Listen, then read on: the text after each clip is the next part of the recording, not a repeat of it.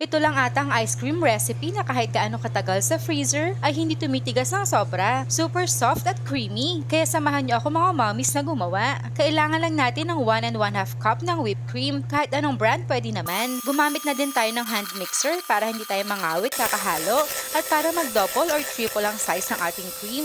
Continuous lang din ang pag-mix hanggang maging ganito ang consistency. Pagkatapos ay pwede na nating ilagay itong 1/4 cup ng chocolate flavored condensed milk. Naglagay din ako ng konting chocolate chips pero optional lamang ito mga mommies ha. Tapos magdagdag din tayo ng 1/4 cup ng condensed na walang flavor para mabalanse ang tamis. Naglagay din ako ng 3 piraso ng cream o para magkaroon naman ng texture itong ating ice cream. I-mix lang ulit natin ito para makombine ng maayos sa mga nilagay nating mga ingredients at maging pantay ang tamis. Tapos pwede na natin itong i-transfer sa ating lalagyanan. Ang dami nga nating nagawang ice cream mga mommies. Gamit lamang ang 1 1/2 cup ng whipped cream. Kita nyo naman, punong-puno itong ating 2.2 liters na glass pan. I-freezer muna din natin ito overnight ha. At ayan, ready to serve na ang ating super soft at creamy na ice cream. Bumili nga din pala ako nitong cone para mas ma-enjoy ito ng mga bata.